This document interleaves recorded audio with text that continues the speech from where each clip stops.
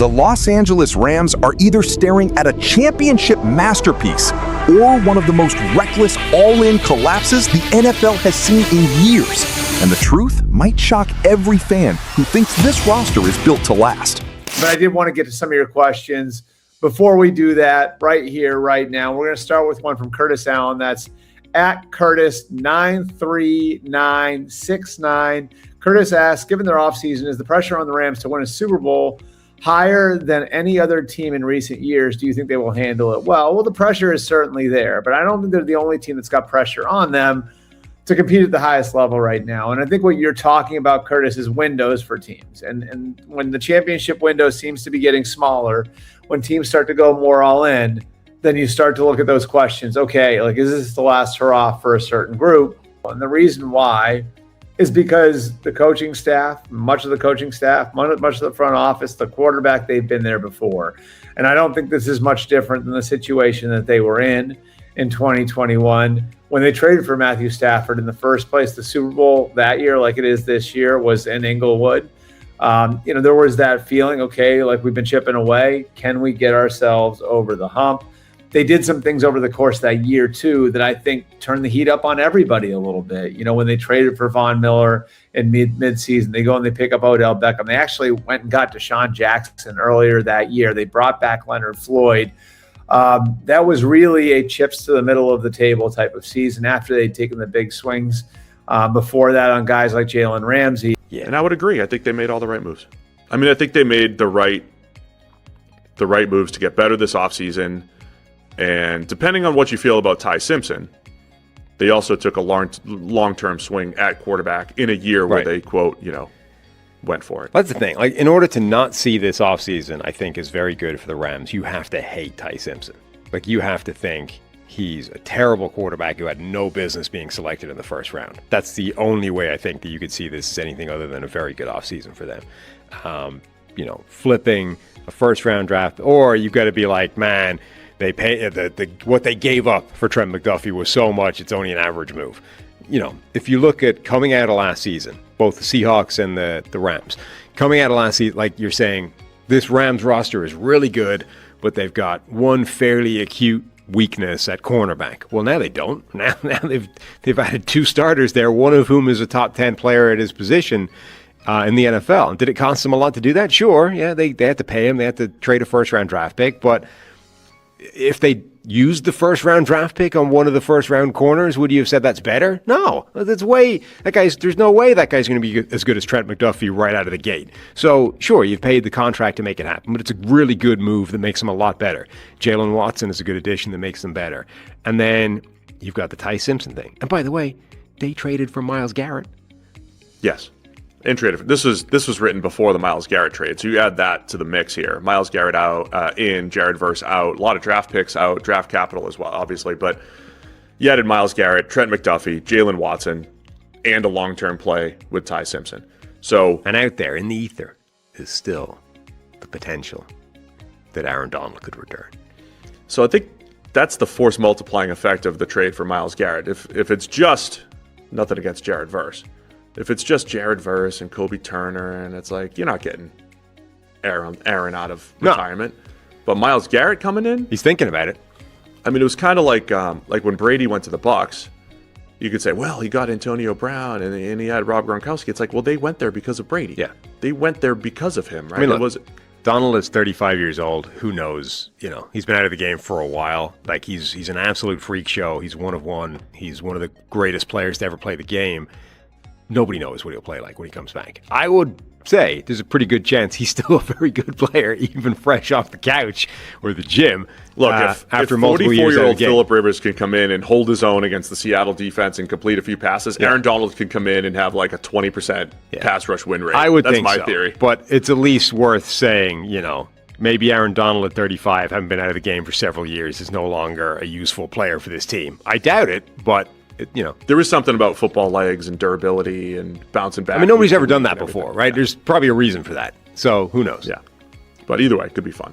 But I think objectively it's fair. So I'm going to give two fair points here. I think it's fair to say that the Rams in offseason, given where their roster was, the weaknesses that they had, and did they fill them? And as we've said, when you start from a low point, it's easy to have an offseason. You added a lot. Yeah. The Rams started from a position of strength, but then attacked cornerback, future quarterback, and upgraded the defensive line with Myles Garrett. Tough to do all that, and they did.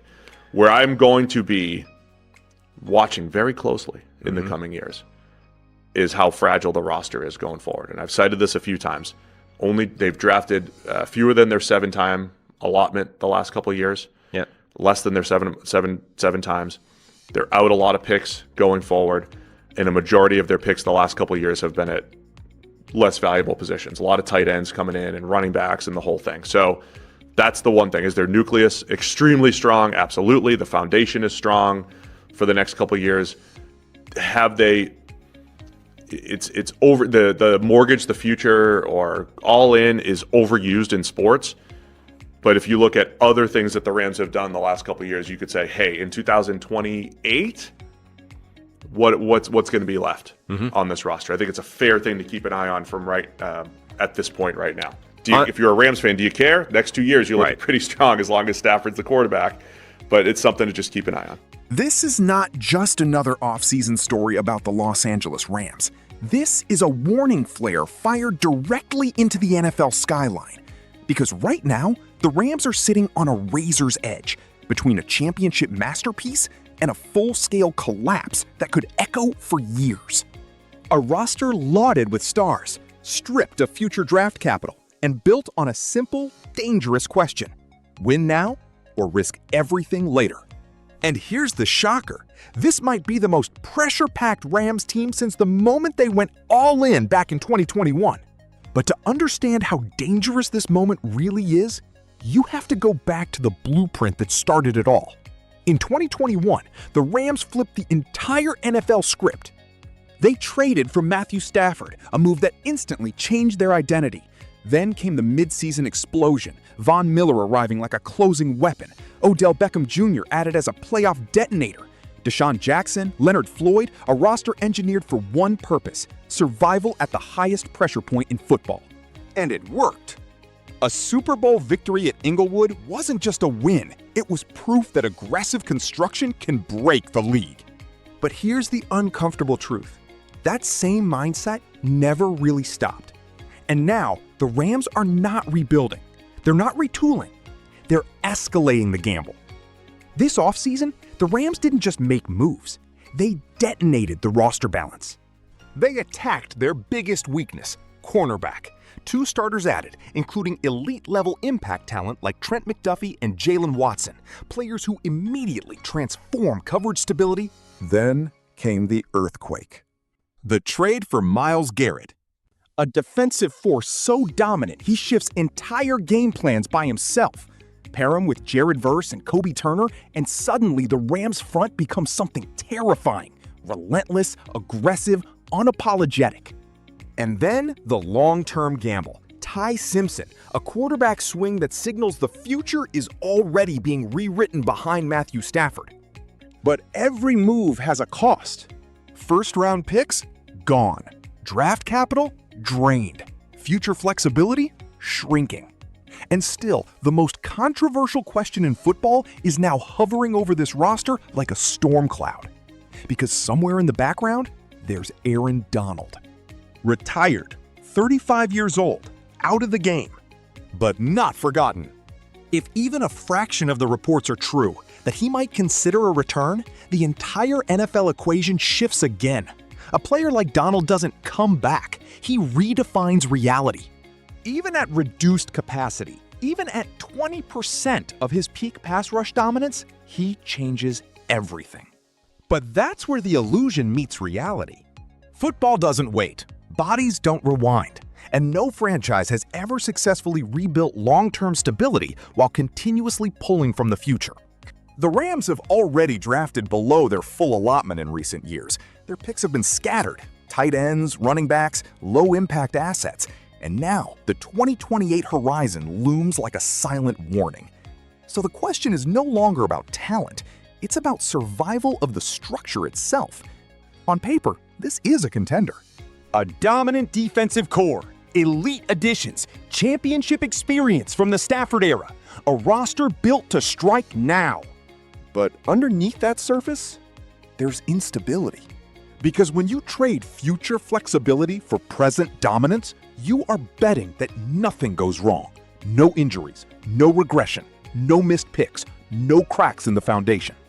And history in the NFL is ruthless to teams that live like that. So here's the real tension. If the Rams win a Super Bowl in the next 2 seasons, this becomes genius-level construction. But if they don't, this could be remembered as one of the most aggressive roster collapses in modern NFL history. Either way, the countdown has already started, and the NFL is watching closely, because what happens next in Los Angeles might define how far all in can really go. Yo, mic check 1 to 2, -1, -2. Game over for this video, folks. Smash that like button, drop a comment, and subscribe to stay in the huddle for more. This is NFL Madness, bringing the heat and signing out.